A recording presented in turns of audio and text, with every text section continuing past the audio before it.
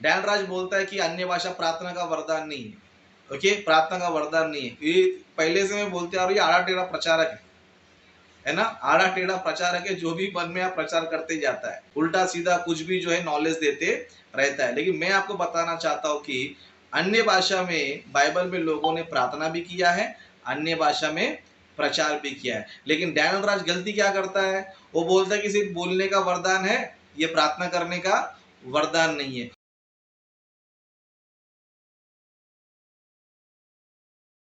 Very good.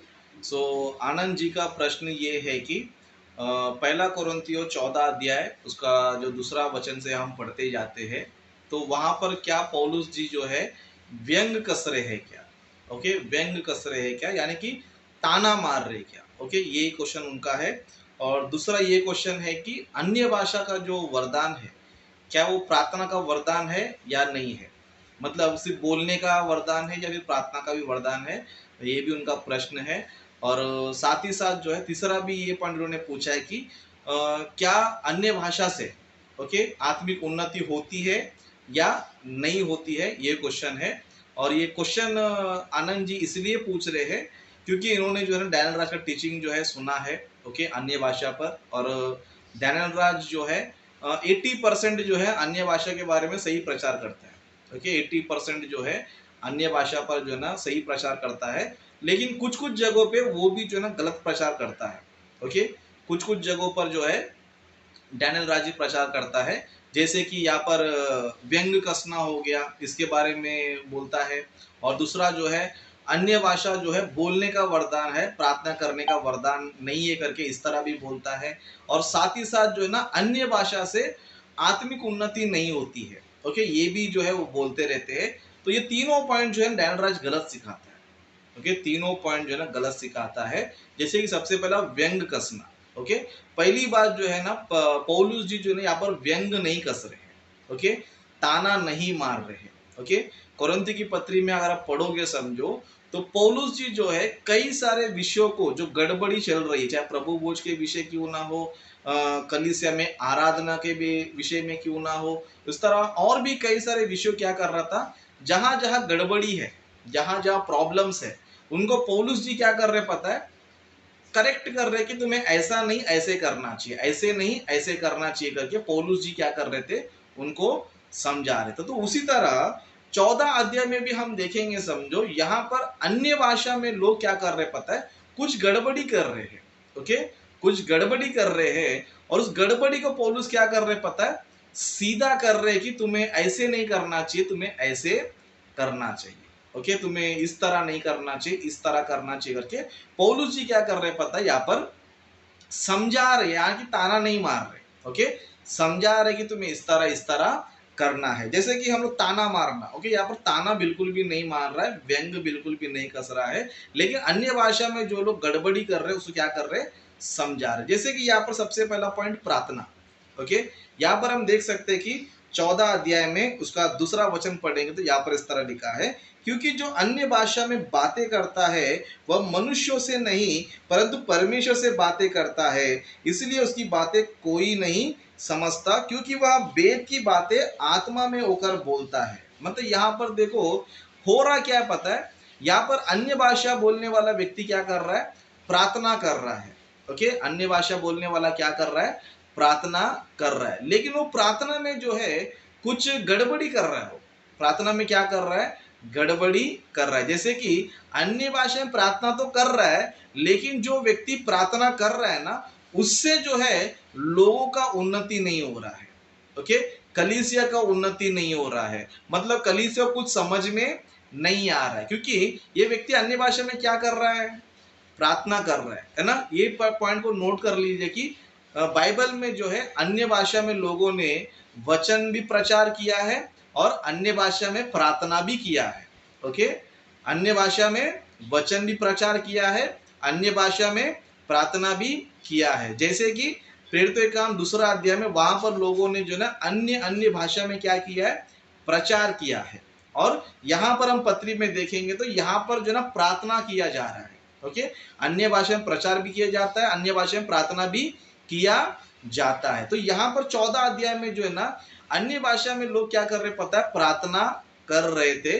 तब पौलुस जो है ना कुछ चीजें समझा रहा है कि तुम प्रार्थना तो करते हो, लेकिन सामने वाला जो तुम्हारे सामने बैठा है, तुम्हारी प्रार्थना सुनता है, वो आमीन कैसे बोलेगा। तो इसके लिए पौलुस जी यहाँ पर इसमें समझाते हैं, ताना नहीं मारते हैं, समझाते हैं कि जब तुम प्रार्थना करते हो तो क्या करना चाहिए, उसका अनुवाद भी करना चाहिए। जैसे कि कुछ कुछ पॉइंट्स हम पढ़ते पढ़ते जाएंगे, जैसे कि आगे देखेंगे।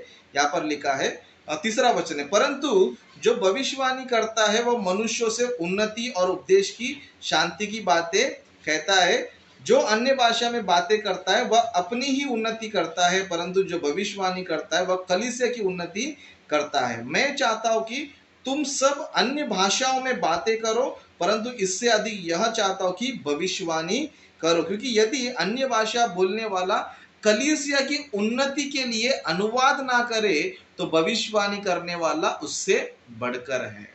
मतलब पौलुस जी यहाँ पर क्या बता रहे हैं, है ना, अन्य भाषा वाला क्या नहीं करेगा तो कलीसिया का उन्नति नहीं होगा, अनुवाद नहीं करेगा समझो तो कलीसिया का उन्नति नहीं होगा, लेकिन अनुवाद करेगा तो क्या होगा, कलीसिया का उन्नति भी होगा। तो यहाँ पर पौलुस जी ये बता रहे कि जब तुम अन्य भाषा में प्रार्थना करते हो, है ना, अन्य भाषा में प्रार्थना करते हो तो किसी और को समझ में नहीं आता है, क्योंकि तुम परमेश्वर से बातें कर रहे हो और तुम क्या कर रहे हो, भेद की बातें कर रहे हो। क्या कर रहे हो, भेद की बातें क्या कर रहे हो। लेकिन जो तुम प्रार्थना कर रहे हो जिसमें तुम भेद की बातें बोल रहे हो, वो सुनने वालों क्या नहीं हो रहा है, समझ में नहीं आ रहा है। तो जब समझ में नहीं आएगा तो जो सुनने वाला व्यक्ति उन्नति कर पाएगा।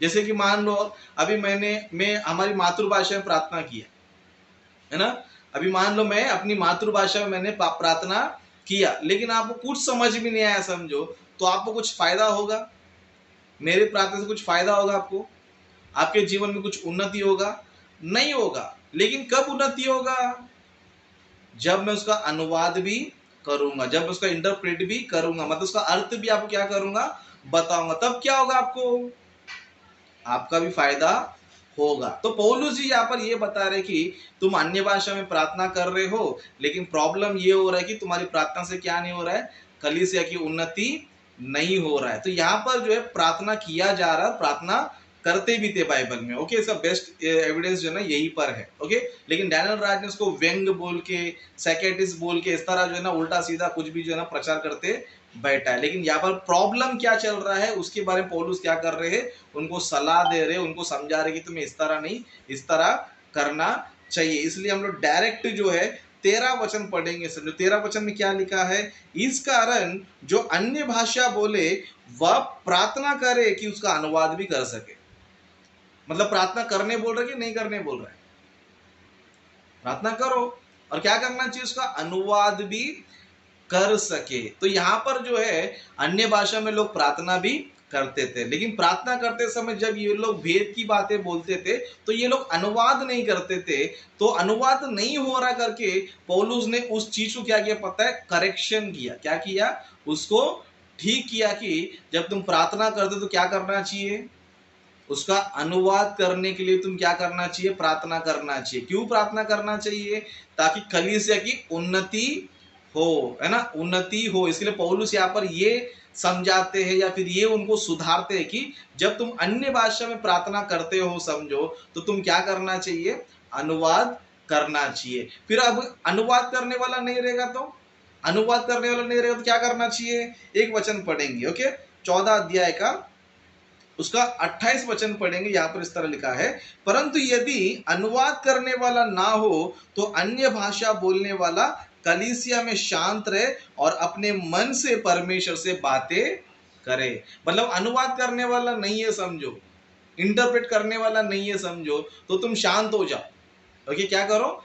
शांत हो जाओ और अपने मन में क्या करो, तुम प्रार्थना करो। क्योंकि तुम सबके सामने जब प्रार्थना करते हो, अनुवाद नहीं करते हो, तो उससे क्या नहीं होता है, कलीसिया की उन्नति नहीं होता है। इसके लिए इस वचन को हम और गहराई से पढ़ेंगे समझो। ओके, 17 वचन से पढ़ेंगे। ओके, 14 अध्याय 17 वचन से यहाँ पर पौलुस जो है, जो अन्य भाषा में प्रार्थना कर रहा है उसे कहता है, क्या कहता है, तू तो भली भांति धन्यवाद करता है परंतु दूसरे की उन्नति नहीं होती, मतलब जो अन्य भाषा में जो व्यक्ति प्रार्थना कर रहा हो कैसे कर रहा है, भली भांति कर रहा है, मतलब अच्छे से कर रहा है। ओके, अच्छे से क्या कर रहा है, प्रभु का धन्यवाद कर रहा है, लेकिन क्या हो रहा है, परंतु दूसरे की उन्नति नहीं होती। क्यों नहीं होती है? 16 वचन में, 14 अध्याय 14 वचन से पढ़ेंगे। इसीलिए यदि मैं अन्य भाषा में प्रार्थना करूं, ओके, अन्य भाषा में क्या कर रहा है, प्रार्थना कर रहा है ना। पौलुस बता रहा है कि इसलिए यदि मैं अन्य भाषा में प्रार्थना करूं तो मेरी आत्मा प्रार्थना करती है परंतु मेरी बुद्धि काम नहीं देती। अतः क्या करना चाहिए, मैं आत्मा से भी प्रार्थना करूंगा और बुद्धि से भी प्रार्थना करूंगा, मैं आत्मा से गाऊंगा और बुद्धि से भी गाऊंगा। नहीं तो यदि तू आत्मा ही से धन्यवाद करेगा तो फिर अज्ञानी तेरे धन्यवाद पर आमीन कैसे कहेगा, क्योंकि वह तो नहीं जानता कि तू क्या कहता है। मतलब तुम प्रार्थना में क्या कहते हो, तुम प्रार्थना में क्या बोल रहे हो, क्या भेद की बातें बोल रहे हो। तो जो अज्ञानी है, मतलब उसको जो भाषा नहीं आता है, तो क्या वो धन्यवाद कर पाएगा? क्या वो आमीन बोल पाएगा? आमीन नहीं बोल पाएगा। तो फिर क्या करना चाहिए, है ना, क्या करना चाहिए? अनुवाद करना चाहिए। सबसे पहला पॉइंट यहाँ पर जो है ना, व्यंग नहीं कस रहा है, लेकिन प्रार्थना में जो अन्य भाषा में जो लोग प्रार्थना करते हैं उससे जो प्रॉब्लम हो रहा है उसको पौलुस जी क्या कर रहे, ठीक कर रहे। कैसे ठीक कर रहे? कि तुम प्रार्थना करते हो अन्य भाषा में तो तुम क्या करो, उसका अनुवाद भी करो, उसका अर्थ भी क्या करो, बताओ। क्यों? जब तुम अनुवाद करोगे तब क्या होगा, तुम्हारी प्रार्थना को सुनने वाला क्या करेगा, आमीन बोलेगा। लेकिन सामने लोग प्रार्थना समझ में नहीं आया समय, तो आमीन बोल पाएगा? वो नहीं बोल पाएगा। इसलिए पौलुस बोलते कि प्रार्थना करते हो तो उसका अनुवाद भी करो। और दूसरा जो है, अनुवाद करने वाला व्यक्ति नहीं होगा समझो, तो क्या करना चाहिए, कलीसिया में शांत रहना चाहिए और अपने मन में क्या करना चाहिए, परमेश्वर से बातें करना चाहिए। परमेश्वर से बातें करना यानी कि प्रार्थना करना। ओके, तो दो चीजें हैं यहाँ पर, एक तो प्रार्थना के विषय में, ओके। उस तरह जो लोग जिब्रिश बोलते हैं उनमें भी एक प्रॉब्लम है। वो लोग बोलते हैं कि जो अन्य भाषा है वो प्रार्थना का वरदान है, प्रचार करने का वरदान नहीं। तो यहाँ पर जो है, एक तरफ डैनियल राज भी गलत शिक्षा दे रहा है और दूसरे लोग भी क्या कर रहे हैं, वो भी गलत शिक्षा दे रहा है। और दूसरी बात ये है कि जो जिब्रिश बोलते हैं उनको क्या लगता है कि हम खुद की उन्नति करते हैं, है ना, खुद की उन्नति करते हैं। लेकिन ये आड़ा टेढ़ा प्रचार करने वाला क्या बोलता है कि अन्य भाषा उन्नति ही नहीं होता है, आत्मिक उन्नति होता ही नहीं, करके इस तरह वो आड़ा टेढ़ा प्रचारक करता है ना। लेकिन अन्य भाषा से भी कलीसिया की उन्नति होती है। जो अन्य भाषा बोलता है उसकी भी उन्नति होती है, और जो अनुवाद करता है या फिर उसका प्रार्थना करता है तो उससे सुनने वालों की भी क्या होती है, उन्नति होती है। जैसे कि हमने ओके 5वां वचन में जैसे कि हम लोग देखेंगे, यहाँ पर लिखा है, मैं चाहता हूं कि तुम सब अन्य भाषा में बातें करो, परंतु इससे अधिक यह चाहता हूं कि भविष्यवाणी करो, क्योंकि यदि अन्य भाषा बोलने वाला कलीसिया की उन्नति के लिए अनुवाद ना करे। किसके लिए? उन्नति के लिए। तुम अनुवाद कर रहे हो तो कलीसिया क्या होगा, उन्नति होगा, है ना। उस तरह हम लोग देखेंगे 12 वचन में, हम देखेंगे ओके 12 वचन में देखेंगे। 12 वचन में इस तरह लिखा है, इसलिए तुम भी जब आत्मिक वरदानों की धुन में हो तो ऐसा प्रयत्न करो कि तुम्हारे वरदानों की उन्नति से कलीसिया की उन्नति हो, है ना। मतलब ये अन्य भाषा किसका उन्नति करता है, आत्मिक जीवन। आत्मिक वरदान का मतलब क्या होता है, आत्मिक वरदान यानी कि आत्मिक उन्नति करने वाले। ओके, जब परमेश्वर ने जब इनको अन्य भाषा दिया था, वो क्यों दिया था, अन्य भाषा बोलने वाला भी खुद का उन्नति करना चाहिए और साथ ही साथ कलीसिया का भी उन्नति करना चाहिए। तो अन्य भाषा से क्या होता है, आत्मिक उन्नति होता है या नहीं होता है? 100% होता है। लेकिन ये आला टेढ़ा प्रचारक को कुछ पता नहीं होता है, इसलिए इनका नाम रखा है आला टेढ़ा प्रचारक और थर्ड क्लास टीचर और अंधाधुन प्रचारक। इसके इनका नाम, इतना सारा टाइटल्स उनको दिया है, क्योंकि बाइबल को ढंग से पढ़ता नहीं, बस इसके दिमाग में जो कुछ भी आता है प्रचार करते रहते हैं। इसके लिए अन्य भाषा पर इसका जो 80% शिक्षा है वो सही है, लेकिन 20% जो है तो डगमगा गया है, और उसको ठीक करे तो अच्छी बात है। ओके, और बाकी लोग जो है आज के तारीख में जो राबा राबा शाका शाका बोलते हैं, ये तो 100% रॉन्ग है, नो डाउट। ओके, ये जितने भी राबा राबा शाका शाका बोलने वाले लोग हैं, ये लोग 80% नहीं 100% रॉन्ग है। अगर किसी को लगता है कि नहीं तुम्हारा 100% सही है, तो तुमको ओपन चैलेंज है, आ जाओ मेरे साथ डिबेट कर लो और अन्य भाषा को प्रूफ कर लो, चाहे वो कोई भी हो। ओके, एंजल विजेंद्र तुमको भी इनवाइट है। ओके, विनोद कुमार तुमको भी इनवाइट है, और कोई भी क्यों ना अन्य भाषा बोलने वाला, यानी कि जिब्रिश बोले जो राबा राबा शिबी शिबी बोल बोल के बोलते कि अन्य भाषा है, ऐसे किसी को भी जो है चैलेंज है, वो आके जो है मेरे साथ डिबेट कर सकता है। अन्य भाषा जो बोलते हैं हम लोगों को समझ में नहीं आता है, मुझे मालूम है, पर वो फर्जिया सबके पास माने हर एक पास्टर बोलते हैं, हमारे भी पास्टर बोलते हैं, यूट्यूब में जो देखते तो सब पास्टर ऐसे बोलते हैं, आमोस पास्टर है वो भी बोलते हैं, पसी है जो चंडीगढ़ का जितने भी पास्टर वो भी बोलते हैं, तो क्या वो सही है? ऐसी भाषा जैसे हम लोग को समझ में नहीं आती है। ओके ओके, आपने बोला ना, इसलिए। Yes yes, okay. तो शॉर्ट में कहना चाहता हूँ, जितने भी लोग हैं, और वो कोई भी व्यक्ति क्यों ना हो, आमोस सिंह क्यों ना हो, ओके, आमोस सिंह क्यों ना हो, एंजल वी चंद्रा क्यों ना हो, विनोद कुमार क्यों ना हो, ओके, कोई भी क्यों ना हो, अगर वो राबा राबा शिबी शिबी बोल रहा है समझो, और ये रालाबा शबा कुछ भी बोल रहा है समझो, वो झूठा प्रचारक है, उसकी शिक्षा गलत है, क्योंकि वरदान जो है समाप्त हो चुके हैं, वरदान नहीं है। ओके, वरदान जो है समाप्त हो चुके हैं। जैसे कि मैं आपसे सीधा सीधा सवाल पूछता हूँ, है ना, क्या आपने किसी मुर्दे को जिंदा होते देखा है आज तक, अभी तक? नहीं देखा, नहीं। क्यों नहीं देखा है पता है? क्योंकि चंगाई करने का वरदान समाप्त हो चुका है। जो चेले जो चमत्कार करते थे, चेले जो मिरेकल्स करते थे, वो मिरेकल अभी होता नहीं, क्यों नहीं होता, तो समाप्त हो चुके हैं। तो अंत में यही कहना चाहूंगा कि जो भी लोग आज के तारीख में अन्य भाषा बोलते हैं, वो सारी टीचिंग गलत है। ओके, वो सारी टीचिंग गलत है। अगर कोई बोलता है तो उन सभी को वेलकम है कि आप लोग आओ हमारे भाषा में क्या करो, हमको प्रचार करो। ओके, बाइबल का, जैसे कि बाइबल में हम देखते हैं अन्य भाषा देने का मकसद ही क्या था पता है? लोगों को यीशु मसीह का सुसमाचार पहुंचना चाहिए।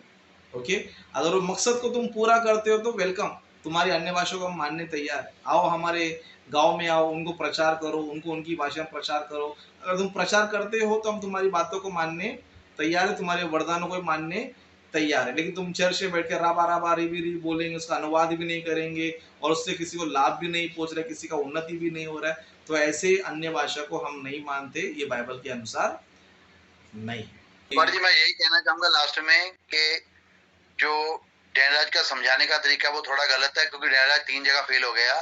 एक तो वो ये फेल हो गया कि जो 14 ग्रंथिया का 2 वचन है ये व्यंग है, ये व्यंग नहीं है।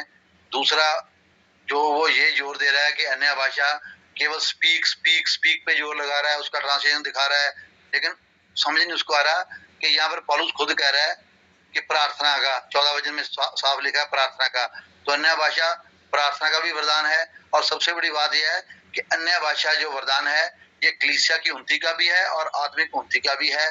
डैनराज को ये चीजों का मालूम नहीं है, खाली इतना पता होना कि ये भाषा का बाइबल की भाषा नहीं है, लेकिन जो अन्य भाषा का सही संदर्भ है वो उसको सीखने के लिए वचन में जाना पड़ेगा, और वचन में उसको सामने नजर नहीं आ रहा है। वो खाली अपना खुद वो लगा रहा है, जिसको कहते हैं ना कि खुद अपने दिमाग को आगे पीछे घुमा रहा है जिस तरह वो, लेकिन वो वचन जो क्या कह रहा है वो ठीक नहीं समझा रहा है। तो जो आपने समझाया बिल्कुल ठीक समझाया। अभी हम चैलेंज से कह सकते हैं कि अन्य भाषा प्रार्थना का वरदान भी है और कलीसिया की उन्नति का वरदान भी है, आत्मिक उन्नति का वरदान भी है, और 14:2 व्यंग नहीं है, बल्कि उसमें पौलुस जो है वो उसको ठीक कर रहा है। जी, yes yes, very good very good. Okay, तो परमेश्वर आप सभी को आशीष दे। कल भी बाइबल स्टडी में जुड़ जाओ, टाइम पे जुड़ जाओ, और कल हम क्वेश्चन आंसर्स रखेंगे। ओके, कल क्वेश्चन आंसर्स रखेंगे। किसको भी जो भी सवाल है तो क्वेश्चंस को पहले से रेडी रखो, तो उसके बाद आप लोग जो है ना लाइव में जब आते हो तभी उस क्वेश्चन आंसर्स को करो। Okay, God bless you.